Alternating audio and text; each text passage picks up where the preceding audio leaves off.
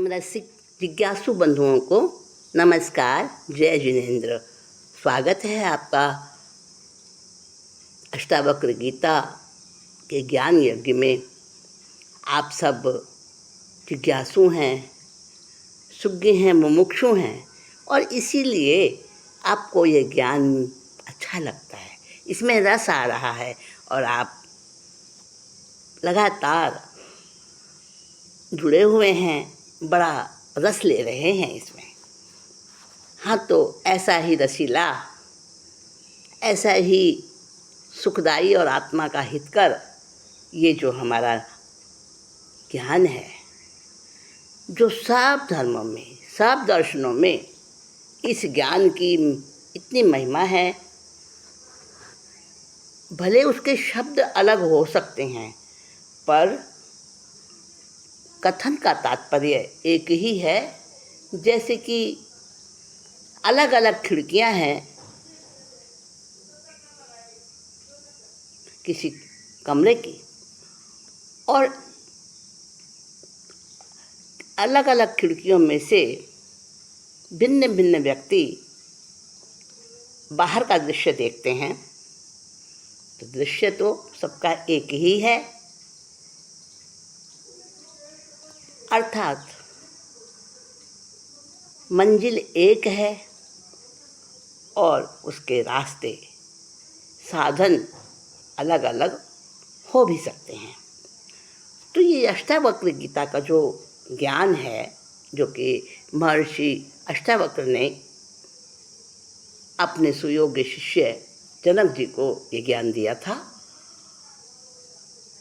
इस ज्ञान की ये सबसे बड़ी महत्ता और प्रामाणिकता है कि सभी दर्शनों में इसी का रस है, इसी की झलक है। क्योंकि मंजिल के निशाने का,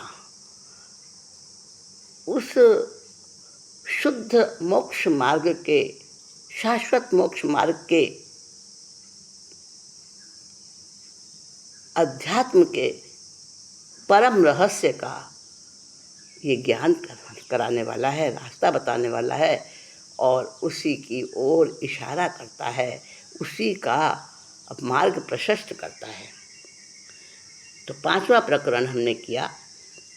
5वें प्रकरण में अष्टावक्र महर्षि राजा जनक के आत्मज्ञान पर आश्वस्त हो जाते हैं और अब उन्हें मुक्ति का मार्ग बता रहे हैं कि वस्तु देहाभिमान छोड़ दे, और साथ में परोक्ष रूप से उनकी परीक्षा भी लेते जा रहे हैं कि इसे मोक्ष की चाह है या नहीं।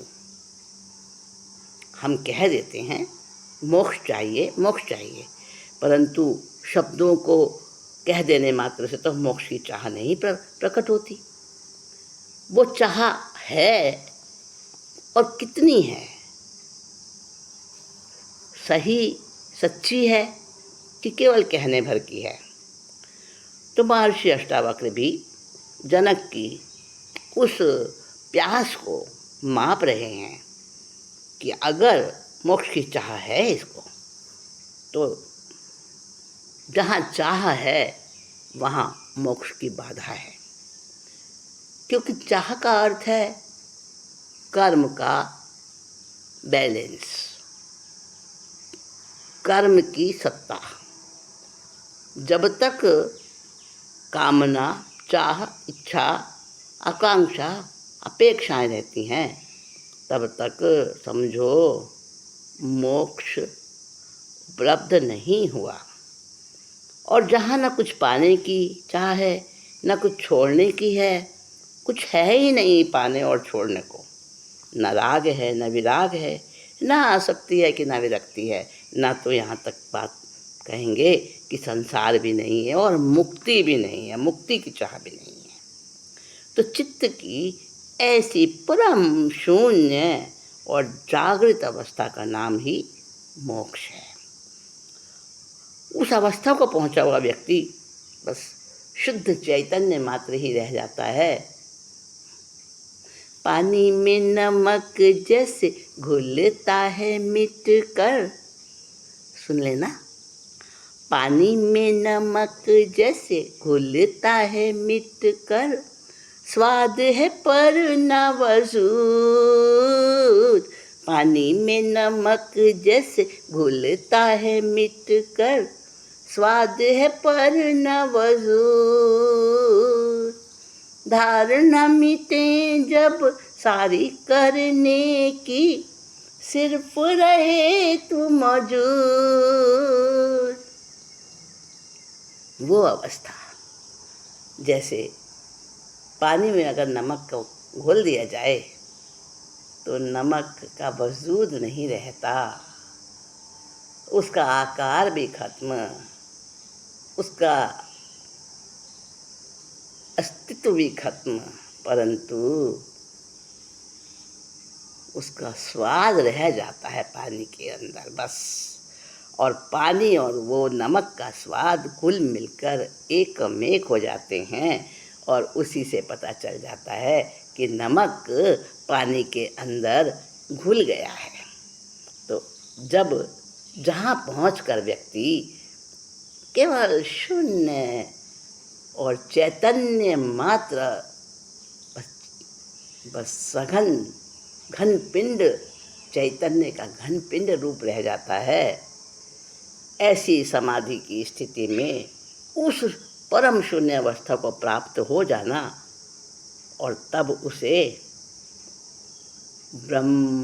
ब्रह्म और अपनी आत्मा का एकीकरण ऐसा बोध होता है कि जो पूरा संसार है और उस संसार की जो सत्ता है उसको चलाने वाली जो ऑटोमेटिक एक साइंटिफिक साक्षी रूप अवस्था है, वही मैं हूँ।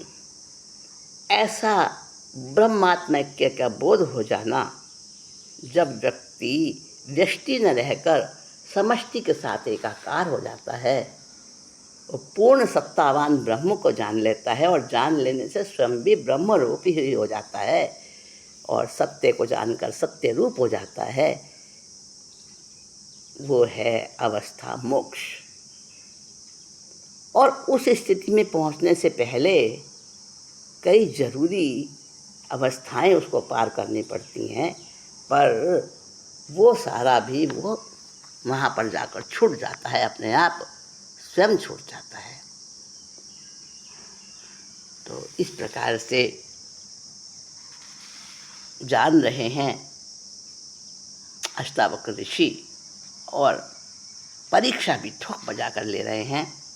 तो 5वें प्रकरण के बाद अब हमारा 6ठा प्रकरण, जिसमें अष्टावक्र ऋषि जो हैं आश्वस्त हो रहे हैं जनक के आत्मज्ञान पर और आगे क्या उनको उपदेश देते हैं। घटवट उत्पत्ति नाश वाला जग, मैं नभ सा हूँ अनंत। घटवत उत्पत्ति नाश वाला जग, मैं नभ सा हूँ अनंत। इस ज्ञान की अखंडता का त्याग नहीं न लय ग्रहण। मैं समझ गया, तूने जान लिया है कि मैं उत्पत्ति और नाश वाला पदार्थ नहीं हूँ। जैसे कि घड़ा बनता और फिर नष्ट भी होता है, मैं तो नभ जैसा, आकाश जैसा अनंत हूँ, शाश्वत हूँ, नित्य हूँ, त्रिकाल हूँ।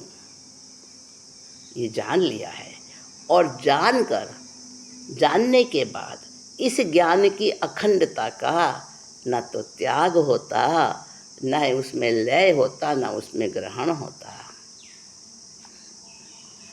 तो क्यों नहीं होता? यह संसार उसी आत्मा का साकार रूप है, उसी का स्थूल रूप है जो घट की भांति है, घड़ा जैसे होता है। जब यह संपूर्ण सृष्टि एक ही आत्म तत्व है, तो फिर इसका त्याग, इसका ग्रहण और इसका लय कैसे हो सकता है, किसमें हो सकता है? त्याग, ग्रहण और लय में दो का होना आवश्यक है। एक का त्याग, ग्रहण और लय किसी दूसरे में होगा, तो दो तत्व होने जरूरी हैं। अगर दो नहीं होंगे तो ना त्याग हो सकता, न लय हो सकता, न ग्रहण हो सकता। किसमें कौन लय होगा, किसको कौन ग्रहण करेगा और किसका कौन त्याग करेगा? दो जने होने चाहिए ना, दो तत्व होने चाहिए। जब एक ही हो गया सब, जब जान लिया कि आत्मा भी वही है, सत्य भी वही है, जगत भी वही है, सर्वम खल्विदं ब्रह्म नेह नानास्ति किंचन, सत्यम ज्ञानम अनंतम ब्रह्म, तो फिर जब ये जान लिया तो फिर किसका किसमें लय हो, किसमें किसका त्याग हो और कौन किसको ग्रहण करे। तो ऐसा तू जान ले, समझ ले। मैं सिंधु जैसा विश्व, मुझ में लहरों सा लय हो रहा। अष्टावक्र जी कहते हैं कि तेरी अनुभूति ऐसी बन जाए कि मैं सिंधु जैसा, महासिंधु जैसा हूँ, और ये महासिंधु जैसा संसार मुझ में लहरों की तरह से लय विलीन हो रहा है, मुझ में ही विलीन हो रहा है। यह ज्ञान ध्रुव होता नहीं लय त्याग सा ग्रहण इसका। जब ये जान लिया तूने, प्रत्यक्ष अनुभूति कर ली। दूसरा उदाहरण दे रहे हैं। एक तो उदाहरण दिया घड़े का, और एक उदाहरण हम दूसरा दे रहे हैं किसका? समुद्र के समान मैं हूँ और ये जगत मेरी ही तरंगों के समान है, ऐसा अच्छे से पता चल गया, ऐसा ज्ञान हो गया है। भिन्नताएं जो भ्रांतिवश प्रतीत हो रही थी वो सारी मिट गई हैं। इसलिए अब एक हो गया है जगत और मेरा स्वरूप, मेरा आत्म ब्रह्म और जगत का आत्म ब्रह्म, यानी कि कॉस्मिक एनर्जी रूप बन गया हूँ मैं, हो गया हूँ मैं, और उसका मुझे बोध भी हो गया है। तो जब सब कुछ एक ही है तो फिर इसका त्याग और इसका ग्रहण और इसका लय कैसे होगा? जो आकाश और घट, उसमें जो अलगपना, भिन्नता मालूम देती है, और ऐसा लगता है कि घट अलग है और आकाश, दोनों भिन्न भिन्न हैं। इसलिए यहाँ उसकी भिन्नता को भी मिटा दिया है। इस उदाहरण में लहर और सागर का उदाहरण, और अद्वैत आ गया, ज़्यादा अद्वैत आ गया। चलो वो तो अलग अलग दिखते हैं ना, घट और आकाश, लेकिन सिंधु और लहर वो तो अलग अलग नहीं है ना। तो एक एकत्व का, आत्मैक्य का ये और निकट का संबंध बता रहे हैं। आगे कहते हैं, मैं सीप हूँ संसार की है कल्पना चांदी समान, यह ज्ञान है इसका ग्रहण ले त्याग तू संभव न मान। तीसरा उदाहरण एक और दे रहे हैं। समुद्र और उसकी तरंगों में फिर भी थोड़ी भिन्नता दिखाई देती है। अब इस उदाहरण में वो भिन्नता भी और खत्म कर दी। क्या उदाहरण दे रहे हैं? मैं सीप हूँ संसार की है कल्पना चांदी समान, कि यह जगत समुद्र और तरंगों की भांति भी नहीं है, क्योंकि लहरों का लय समुद्र में होता है। तो हम जो कह रहे हैं कि लय भी नहीं है, ग्रहण भी नहीं है, त्याग भी नहीं है, तो लय तो हो रहा है ना लहरों का समुद्र के जल में। तो कहते हैं और ज़्यादा स्पष्ट कर रहे हैं उदाहरण, मैं आत्मा हूँ, मैं सीपी के समान सत्य हूँ, और इस विश्व की कल्पना उस सीपी में चांदी की भ्रांति के समान है। अतः भ्रांति रूप होने से न इसका त्याग है, न इसका ग्रहण है, न इसका लय है, ऐसा ज्ञान है। और आगे ज्ञान कर रहे हैं और उदाहरण दे रहे हैं। सब भूत मुझ में, मैं हूँ उनमें, तथ्य ये जाना सही। यह ज्ञान वह लय त्याग जिसका और ग्रहण होता नहीं। क्या कह रहे हैं? मैं निश्चित ही सब भूतों में हूँ और ये सारे भूत मुझ में हैं, ऐसा ज्ञान हो गया है। इसलिए इसका त्याग नहीं होता, इसका ग्रहण भी संभव नहीं और इसका लय भी संभव नहीं। बाकी के जो ऊपर के तीनों उदाहरण दिए उनमें अद्वैत की पूर्ण व्याख्या नहीं हो पाई, थोड़ी थोड़ी भ्रांति भिन्नता रह ही गई। अब जनक जी ने इस चौथे उदाहरण द्वारा और भी स्पष्ट कर दी वो आत्मैक्य की वो सारी जो दृष्टि है, और कहा कि मैं आत्मरूप हूँ और सभी भूत पदार्थों में मैं हूँ तथा ये सारे भूत पदार्थ मुझ में हैं। ऐसी आत्मा और सृष्टि की अभिन्न स्थिति है। ये समस्त भूत समुदाय शारीरिक रूप से भिन्न भिन्न प्रतीत होते हैं, परंतु सभी मेरे ही रूप हैं। रूप और अरूप का, सूक्ष्म और स्थूल का, निराकार और साकार का तत्व की दृष्टि से कोई भेद नहीं है। भाप भी जल ही है और जल है वो भी भाप ही है। केवल आकार भेद हो गया तो तत्व का भेद नहीं रहा, द्रव्य का भेद नहीं रहा। देखो, भाप में भी जल है और जल तो जल है ही, और बर्फ में भी जल है, वो भी जलमय ही है, बस उनका आकार भेद है। तो आकार भेद होने से जल द्रव्य, जल तत्व वो भिन्न नहीं होता, जल तत्व तो एक ही है। ऐसी ही आत्मा और सृष्टि का रूप है। इसलिए न इसका त्याग है, न इसका ग्रहण है, न इसका लय है। इस अद्वैत को और भी कई उदाहरणों में समझाया जाता है, जैसे सूत और वस्त्र। सूत है वही वस्त्र है, वस्त्र है वही सूत है। माला की मणियाँ और धागा, माला के मोती और धागा, वो भिन्न प्रतीत होते हुए भी भिन्न नहीं है। आकाश और उसकी नीलिमा, उसकी प्रभा नीले रंग की, आकाश नीला है नहीं परंतु दिखता है। क्यों दिखता है? बहुत सारे दूसरे पदार्थ जो उसके आसपास परिपार्श्व में हमारी दृष्टि के बीच में आते हैं और उनके कारण से वो आकाश हमें नीला दिखता है, परंतु नीला है नहीं। तो उसकी जो नीलिमा छटा है, प्रभा है आकाश की और उसकी नीलिमा, वो भी जैसे सूर्य और सूर्य का प्रकाश, सूर्य का ताप अलग नहीं, ऐसे ही सृष्टि और आत्मा यानी सृष्टि और ब्रह्म का संबंध भी ऐसा ही संबंध है कि उसमें भिन्नता दिखती भी है परंतु भिन्नता है नहीं। यानी जनक जी अच्छी तरह से इस छठे प्रकरण में अपनी यानी व्यक्ति, व्यष्टि और समष्टि की पूर्ण व्याख्या एकाकार रूप से अच्छे से उसको विश्लेषण करके समझा रहे हैं।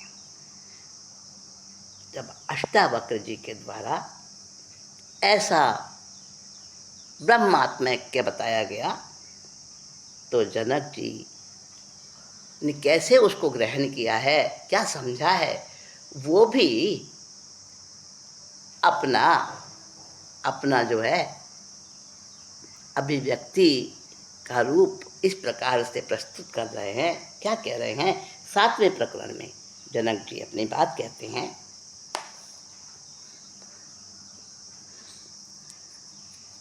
इससे पहले जनक जी ने कहा था कि ये विश्व अपनी स्वाभाविक गति से चल रहा है, मेरे ज्ञानी हो जाने से उसकी गति में कोई परिवर्तन नहीं आया, वो तो वैसे ही चल रहा है जैसे था, पर मेरी दृष्टि बदल गई है। पहले मैं विश्व में लिप्त था, उसकी गति से प्रभावित था, पर अब मैं साक्षी होकर, दृष्टा होकर देख रहा हूँ। अब मैं उससे प्रभावित नहीं हो रहा हूँ और इसीलिए मेरे में न त्याग की भावना, न ग्रहण की भावना और लय की भावना ये उठती ही नहीं है। मैं आत्मस्वरूप ही हो गया हूँ। फिर ये विचार किससे उठें? विचार तो मात्र मन के हैं, और जब मेरी आत्मा में कोई विचार ही नहीं है, निर्विकल्प हो गई है आत्मा, इसी क्रम में वो आगे और अपने मुक्त अवस्था का अनुभूति का वर्णन कर रहे हैं। महासिंधु सा मैं अनंत हूँ, मुझ में चले जग नाविये, अपनी प्रकृति वायु से डोले, सिर्फ साक्षी सहिष्णु में। कहते हैं कि मैं आत्मा हूँ और मैं उस अंतहीन महासमुद्र के समान हूँ, और उस महासमुद्र रूपी विश्व में मेरी आत्मा रूपी जो है ना, ये एक नौका चल रही है, और उस जगत की नौका में मैं भी हूँ। और वो किससे चल रही है नौका? कि अपनी प्रकृति वायु से डोले। कोई दूसरा इस वायु को नहीं चलाता, किंतु मैं तटस्थ होकर, साक्षी होकर इसे देख रहा हूँ। मुझ में असहिष्णुता भी नहीं है, बड़े धैर्य से मैं देख रहा हूँ, मैं इससे प्रभावित भी नहीं होता हूँ। ये सारा उपद्रव, अशांति आदि जो लहरें दिखती हैं ना, चंचलता दिखती है, बस वो लहरों तक ही सीमित है। समुद्र की गहराई में कोई चंचलता नहीं है, समुद्र प्रभावित नहीं होता। इसी प्रकार मनुष्य की सारी अशांति के कारण मन है। मन में ही कामनाओं वासनाओं की तरंगें उठती हैं, ये मन का स्वभाव है। जो नहीं है उसकी मांग है, चाह है, और जो है उसमें संतोष नहीं है, अधिक चाहिए। कोई धन पाने के लिए अशांत है, तो कोई पद के लिए, कोई सम्मान के लिए। तो धार्मिक व्यक्ति ईश्वर और मोक्ष पाने के लिए चाहना रखता है, कामना रखता है, वही अशांति है उसकी। और भिन्न भिन्न कारणों से अशांत होते हैं लोग, किंतु नहीं, मैंने जान लिया है वो परम तत्व, और मैं बड़ा सहिष्णुता में आ गया हूँ। मैं अपने स्वभाव को उपलब्ध हो गया हूँ, स्वाभाविक जीवन जी रहा हूँ, इसलिए मैं पूर्ण रूप से शांत हूँ। और शांत होने की मैं चेष्टा भी नहीं करता, सहज है वो शांत अवस्था भी सहज है। चेष्टा ही तो अशांति का कारण है। जो हो रहा है वो सब स्वीकार, कोई चुनाव नहीं, कोई अच्छे बुरे का भेद नहीं, कोई संकल्प विकल्प नहीं। ना मैं हिंसक हूँ और ना अहिंसक बनने का प्रयत्न करता हूँ।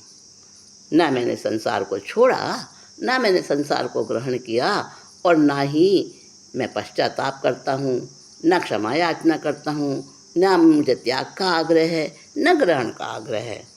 यही आत्मा का स्वभाव है, और मैं उसमें स्थित होता हुआ शांत हो गया हूँ। बड़े धैर्यपूर्वक, बड़ी सहिष्णुतापूर्वक मैं उसमें, उसके रूप में मैं एकाकार हो गया हूँ। संसार रूपी लहर लय हो, चाहे मुझ में हो उदय, मेरी नहानी वृद्धि होती, अंतहीन महासिंधु में।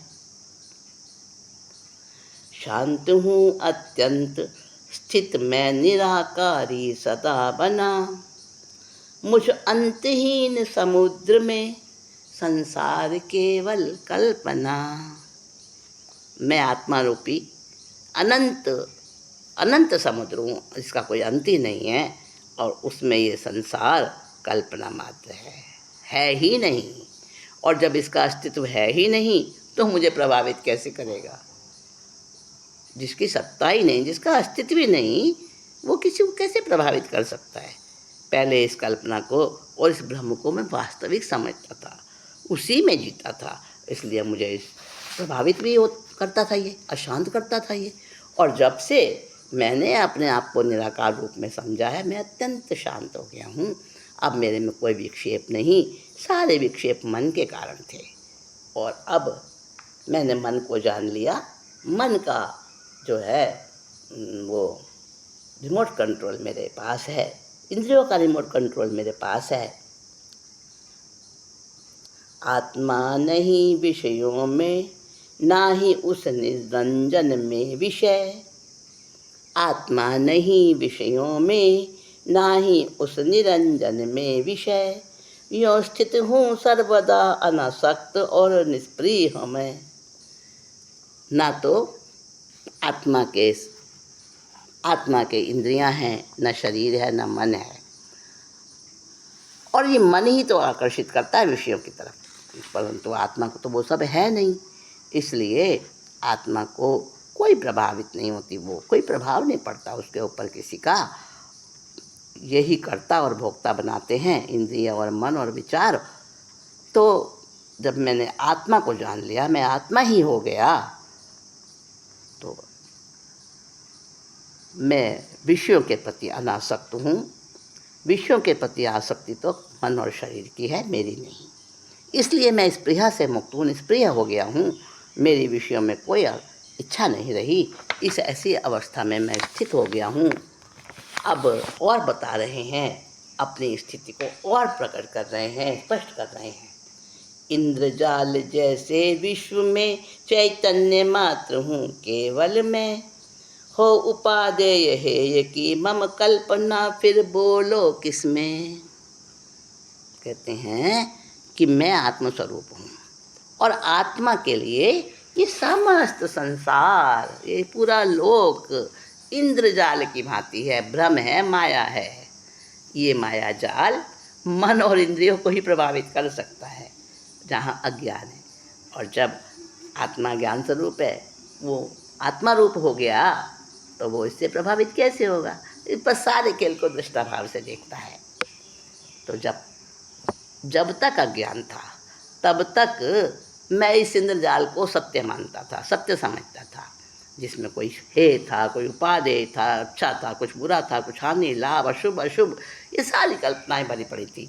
परंतु अब मुझे आत्मबोध हो गया है, जिससे सब अब मैं अपने आप को इन सब से परे आत्मस्वरूप मात्र मानता हूँ। बस मुझे ये प्रभावित नहीं कर पाता इंद्रजाल, और मुझे इसका कोई महत्व ही नहीं पता चलता। मैं इससे अप्रभावित रहता हूँ। हे गे की उपादेय की कल्पना भी नहीं होती मुझे, सब व्यर्थ हो गई हैं। ना कुछ बचा छोड़ने को, ना कुछ बचा पाने को। भोग और त्याग दोनों ही कल्पना लगता है मुझे, जो कुछ पाने के लिए किया जाता है। हे उपादेय, अच्छा बुरा शुभ अशुभ, ये सारी की सारी कल्पनाएं, इनके पीछे वासना की प्राप्ति ही है। जब वासना ही नहीं रही, तो ये भेद भी अपने आप ही छूट गए, और मैं उसी में मेरा स्वभाव जो स्थापित हो गया। कोई चुनाव नहीं, मैं बस साक्षी हूँ।